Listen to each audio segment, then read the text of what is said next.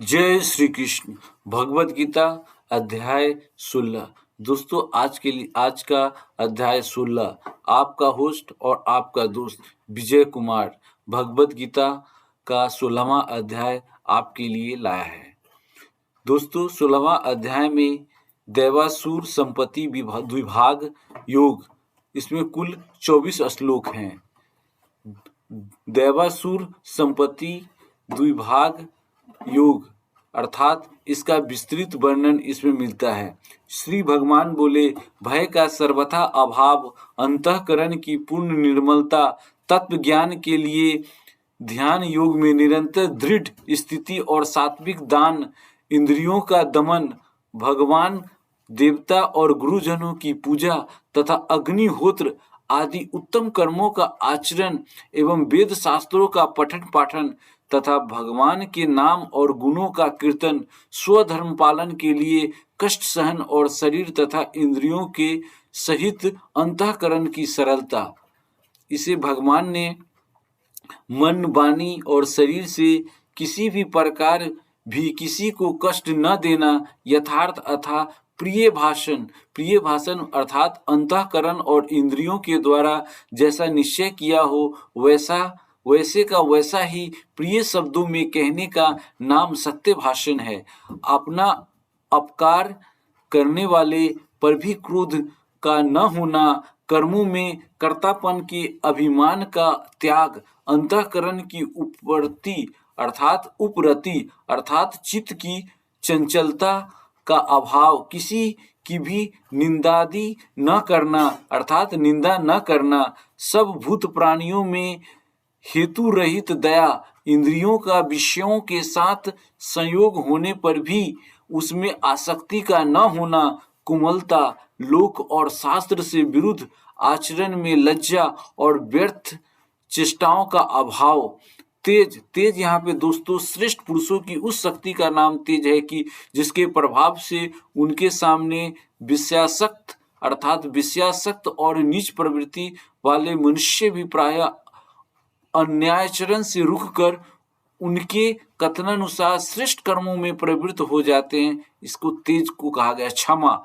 धैर्य, बाहर की शुद्धि एवं किसी में भी शत्रु भाव का न होना और अपने में पूज्यता के अभिमान का अभाव, ये सब तो हे अर्जुन दैवी संपदा को लेकर उत्पन्न हुए पुरुष का लक्षण है।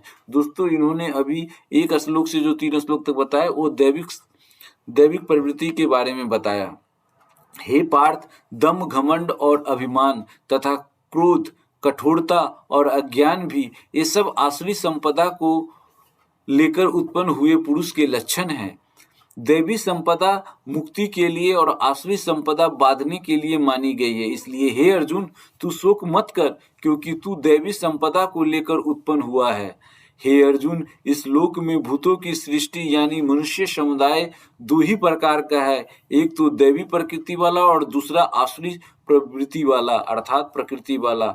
उनमें से दैवी प्रकृति वाला तो विस्तार पूर्वक कहा है, अब तू आसुरी प्रकृति वाले मनुष्य समुदाय को भी विस्तार पूर्वक मुझसे सुन।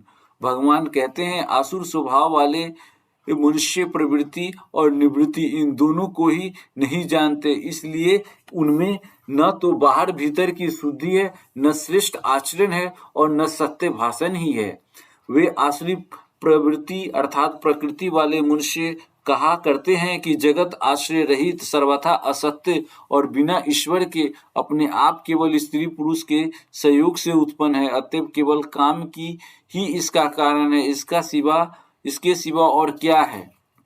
इस मिथ्या ज्ञान को अवलंबन करके जिनका स्वभाव नष्ट हो गया है तथा जिनकी बुद्धि मंद है, वे सब अपकार करने वाले क्रूर कर्मी मनुष्य केवल जगत के नाश के लिए ही समर्थ होते हैं। वे दंभ, मान और मद से युक्त मनुष्य किसी प्रकार की पूर्ण न होने वाली कामनाओं का आश्रय लेकर अज्ञान से मिथ्या सिद्धांतों को ग्रहण करके भ्रष्ट आचरणों को धारण करके संसार में विचरते हैं तथा वे मृत्यु पर्यंत रहने वाली असंख्य चिंताओं का आश्रय लेने वाले, विषयों भोगों अर्थात अनेक विषयों को भोगने में तत्पर रहने वाले और इतना ही सुख है इस प्रकार मानने वाले होते हैं।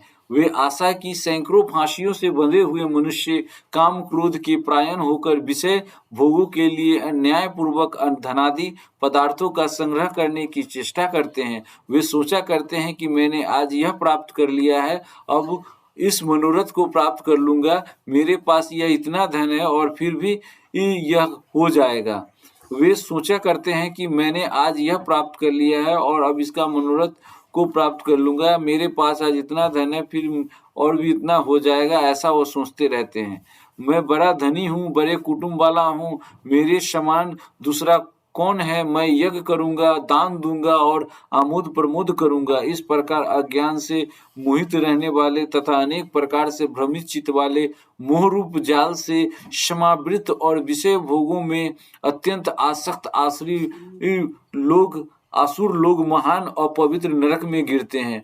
वे अपने आप को ही श्रेष्ठ मानने वाले घमंडी पुरुष धन और मान के मद से युक्त होकर केवल नाम मात्र के यज्ञों द्वारा पाखंड से शास्त्र विधि रहित यजन अर्थात यजन करते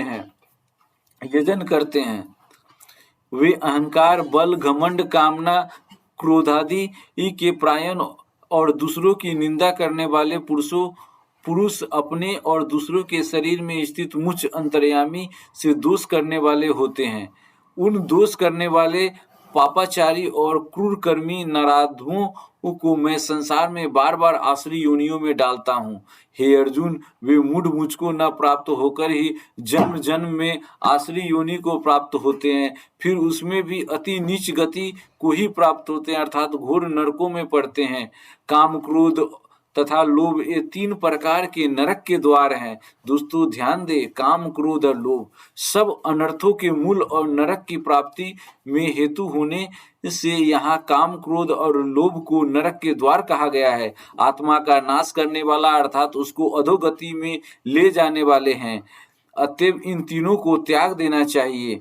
हे अर्जुन, इन तीनों नरक के द्वारों से मुक्त पुरुष अपने कल्याण को आचरण करता है, अपने उद्धार के लिए भगवान अनुसार अर्थात आज्ञा अनुसार बरतता ही अपने कल्याण का आचरण करता है। इससे वह परम गति को जाता है अर्थात मुझको प्राप्त हो जाता है। जो पुरुष शास्त्र विधि को त्याग कर अपनी इच्छा से मनमाना आचरण करता है, वह न सिद्धि को प्राप्त होता है, न परम गति को और न सुख को ही। इससे तेरे लिए इस कर्तव्य और अकर्तव्य की व्यवस्था में शास्त्र की प्रमाण है, ऐसा जानकर तू शास्त्र विधि से नियत कर्म ही करने योग्य है। दोस्तों, यह अध्याय आपको कैसा लगे कमेंट करके लिखिए। धन्यवाद।